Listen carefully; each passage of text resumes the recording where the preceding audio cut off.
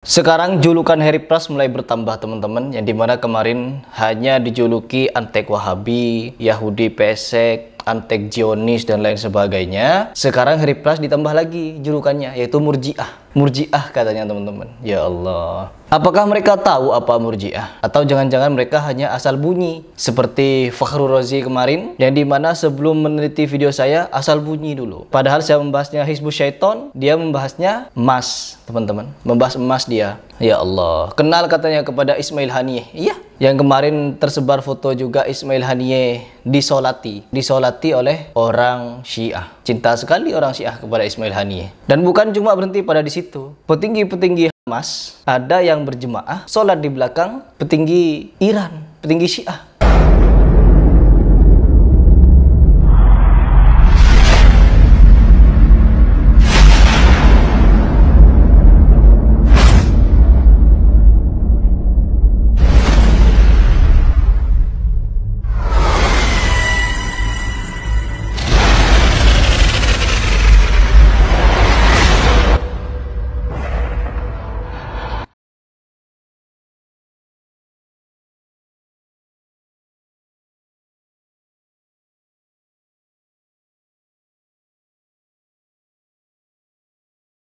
Kemana akidah ini? Mau diarahkan kemana keyakinan kalian?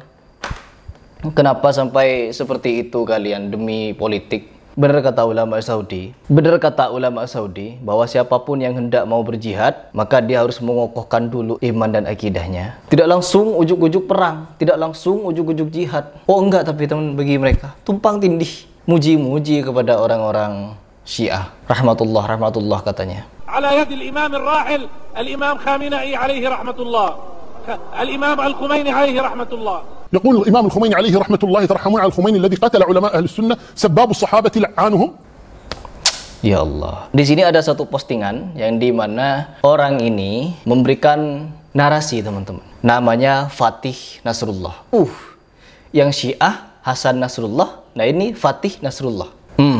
Dia memberikan postingan seperti ini, coba kita baca. Harry Pras dan Murji'ah lainnya akan berhadapan dengan beliau di foto ini serta para syuhada Hamas lainnya di akhirat kelak. Kebayang gue bangkrutnya orang itu cuma karena satu baris kalimat yang dengan enteng dia tulis lalu lupakan begitu saja. Kalian juga punya kalimat yang enteng, yang dimana kemarin Hussein itu ketika nuduh-nuduh memfitnah-fitnah kepada Saudi, orang se-Arab Saudi itu yang dituduh. Terbayang nggak betapa bangkrutnya? Saudi, negara-negara Arab hanya mengirimkan kain kafan. Saudi tidak pernah membantu Palestina. Padahal dari segi tabel statistik tertinggi yang memberikan bantuan kepada Palestina adalah Saudi, teman-teman. Negara-negara muslim di dunia ini paling tinggi Saudi. Indonesia ada di urutan ini, Indonesia nih, bukan Hussein Gaza sendiri, tapi Indonesia ini jauh di urutan 54 teman-teman, dibanding Saudi yang urutannya pertama. Bahkan setiap bulan Saudi memberikan bantuan kepada Palestina. Begitu.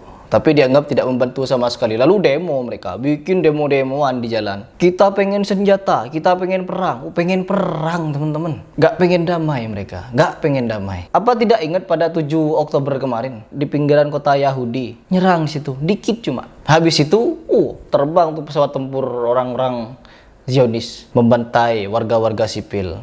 Kenapa bukan tentaranya yang dibantai? Nggak sebanding. Iya, memang nggak sebanding. Kenapa kalau tidak sebanding? Tidak mengikuti nasihat dari Saudi untuk stop perang. Nggak usah perang-perangan. Nggak usah baku-baku tembak. Nggak usah, nggak perlu. Cukup petisi persetujuan bangsa-bangsa untuk apa? Yang memerdekakan Palestina tanpa konflik. Enggak, mereka pengen konflik teman-teman. Demo. Kita pengen senjata, mau perang.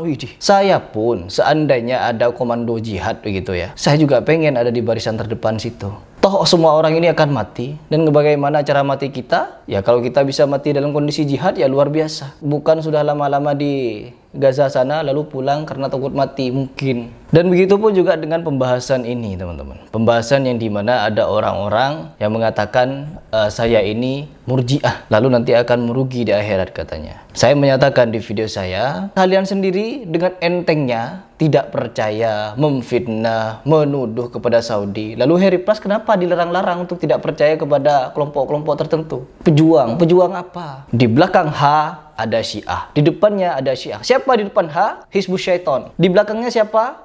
Iran laknatullah, Iran Majusi, Iran Rafidah. Ada kemarin pembelaan dari Husain Ghaza yang menyatakan, oh enggak loh, orang-orang Hizbus Syaiton itu bukan Rafidhah, tapi mereka itu bisa dikatakan Zaidiyah karena mereka tidak mencela para sahabat. Katanya begitu. Saya jelaskan di depan mata dia, di depan orangnya. Orang Syiah ini tidak perlu dikhawatirkan tentang akidah taqiyahnya. Mereka ini punya akidah taqiyah, ajaran-ajaran taqiyah, menormalisasi ajaran Sontoloyo mereka. Oh enggak, dia tetap membela Hasan Nasrullah. Karena apa? Karena dianggapnya pahlawan, dianggapnya pejuang. Sedangkan ada satu video yang jelas mengatakan bahwa Hasan Nasrul Syaiton ini adalah Syiah Rafidhah Imamiyah, 12 imam. ونحن حزب الله الحزب الإسلامي الشيعي الإمامي الاثنى عشري لن نتخلى عن فلسطين، لن نتخلى عن القدس، لن نتخلى عن شعب الشيعة. لا يذكر أنهم فتحوا بلادا استنقذوها من النصارى، وإنما إذا ضعف أهل السنة وفرطوا جاء هؤلاء وآذوهم والله المستعان. Apa ini namanya? Ya tinggal kalian berpikir teman-teman, kalau memang mau berpikir. Kan rata-rata kalian tidak mau berpikir. Sama halnya dengan postingan ini yang mengatakan saya murjiah. Tidak tahu dia mungkin apa murjiah. Bahwa murjiah itu teman-teman ada beberapa kategori. Dan kategori ini ada di bagian mereka sebenarnya. Ada di kelompok mereka yang menjadi H-lovers di Indonesia. Dikit-dikit mereka teriak benci kepada Hizbus Syaiton di Lebanon, tapi dikit-dikit menyanjung-nyanjungnya. Kenapa tidak ikut petinggi H yang dimana menyanjung-nyanjung petinggi Hizbus Syaiton? Kenapa? Kalian mensupport H, tapi H jatuh cinta kepada Hizbus Syaiton. Apa namanya itu? Harusnya kalian juga cinta kepada Hizbus Syaiton sebagaimana Husain Ghaza itu. Husain Ghaza itu kan sampai rela jauh-jauh datang ke mana tuh? Ke Lebanon sana. Untuk apa? Untuk menyanjung-nyanjung, memuji-muji, mengagung-agungkan Sayyid-Sayyid. Harusnya ikuti gerakan Husain. Agar apa? Agar terlihat jelas kalian itu bagaimana akidahnya. Dan sekarang teman-teman, saya diteriaki murjiah. Padahal yang murjiah sebenarnya adalah dia. Kalau kita melihat kategori siapa-siapa murjiah itu. Karena apa? Kalau ditimbang dari buah pemikiran orang-orang murjiah, yang pertama, dia itu menganggap bahwa keimanan itu tidak berkurang dan tidak bertambah. Perhatikan teman-teman, stabil. Orang-orang murjiah menganggap keimanan itu stabil, tidak naik turun. Sama dengan kalian kan begitu anggapannya, bahwa semua muslim ini imannya sama, yang membedakan hanya amaliyah atau syariatnya. Sehingga apa? Ketika di momen-momen seperti ini, mereka itu lebih memikirkan persatuan. Yuk kita bersatu. Meskipun si A itu sesat, si B itu menyimpang, si C itu lalai, si D itu begini, si E itu begini. Kita di antara semua itu dianggap setara. Meskipun akidahnya berbeda, meskipun pemahaman tauhidnya berbeda, meskipun pemahaman akidahnya berbeda dan lain sebagainya, kita harus bersatu. Itu kan kalian mengharapkan persatuan di atas beberapa penyimpangan. Itu menyimpang, nggak apa-apa menyimpang. Yang penting kita bersatu dulu. Menyimpang, nggak apa-apa, kita bersatu dulu. Sesat, nggak apa-apa, kita bersatu dulu. Nanti bicarakan belakangan ini. Nggak bisa teman-teman. Nggak bisa teman-teman. Sesuatu yang bisa bersatu hanyalah mereka yang satu visi dan satu tujuan. Tidak mungkin orang ini bisa bersatu apabila berbeda visi dan tujuan. Visi misi lah. Kalau di bidang agama teman-teman, di bidang akidah, tidak bisa orang ini bersatu di atas perbedaan. Islam terkhusus ya. Tapi kalau bersatu di atas perbedaan di Indonesia, sukunya beda, bangsanya beda dan lain sebagainya, jadi kita harus bersatu di atas nama bangsa. Tapi kalau di dalam atas nama agama, terlebih lagi berbicara tentang jihad, maka jihad ini perlu dibenahi dulu dari segi akidahnya. Ya, akidahnya dulu benerin baru jihad. Ahidullah al-aliyyil azim ala tamassuki بدعوة الإخوان المسلمين والجهاد في سبيلها. هذا هو الجهاد الذين يدعون إليه. يذهبون إلى قبر الخميني يقدمون الوردة له.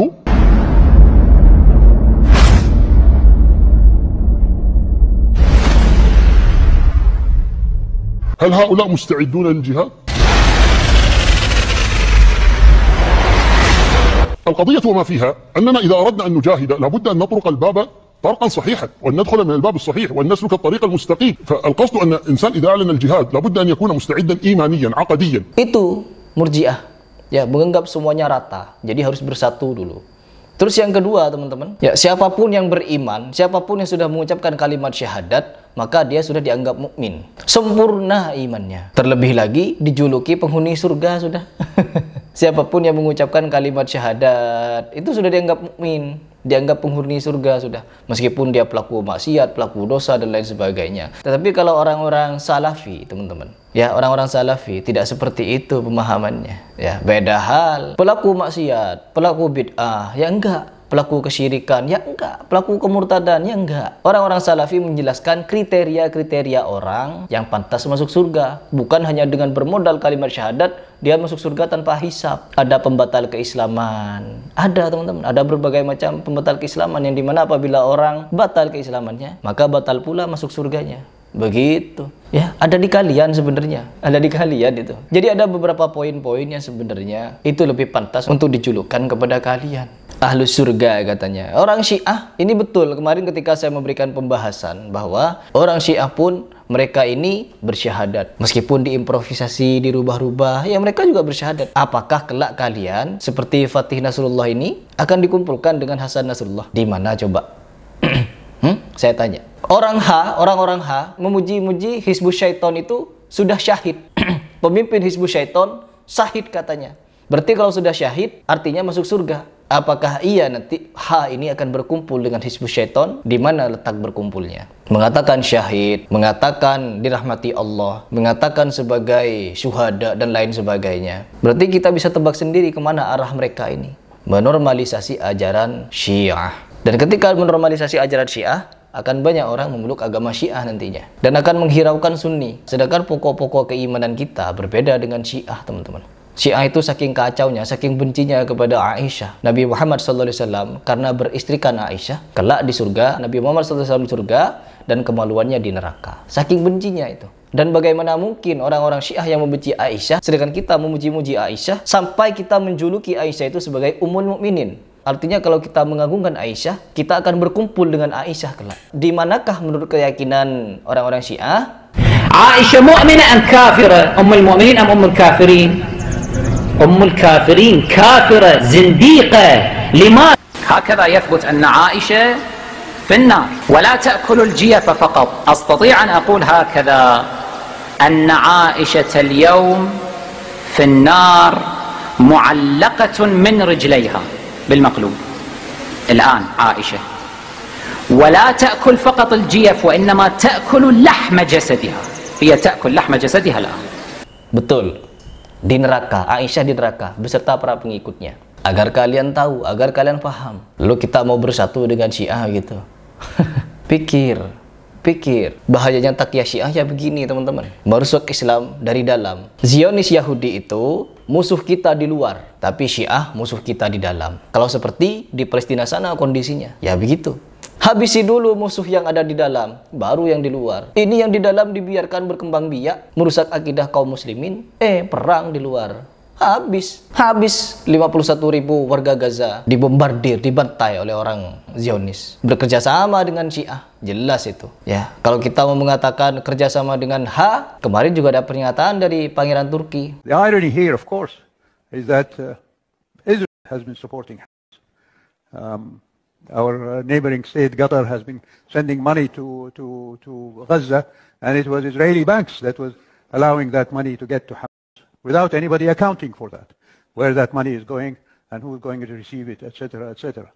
So, if you all are looking for someone to blame for what happened in Gaza, I think we can equally say that Israel is to blame for that, and particularly Mr. Netanyahu, in his arrogance and in his blindness to the reality. He thought that he was outsmarting everybody. Begitu katanya. Lalu bagaimana kalian tidak mau percaya? Tidak mau percaya. Kemarin ada Ustadz minta data kepada saya. Saya kirimkan data kepada dia. Nanti saya akan jawab. Lagi kajian katanya. Sampai hari ini sudah lebih 24 jam. Nggak ada jawab-jawab. Ya, begitulah teman-teman. Kalau kita berpikir hak itu masih benar akidahnya lurus, tidak terkontaminasi dan lain sebagainya. Kalau memang tidak terkontaminasi, kenapa memuji-muji Syiah, Rafidhah? Itu saja pertanyaan saya. Terus kenapa juga ada video-video, foto-foto yang beredar mereka ini ketika meninggal, wafat, disolati oleh orang Syiah. Dan mereka juga ada yang sholat di belakang orang Syiah. Kenapa? Sedangkan kalau kita berbicara tentang mazhab al-Imam Syafi'i, haram, tidak sah sholat di belakang Rafidhah. Agar kalian paham itu. Jadi silahkan kalian berpikir.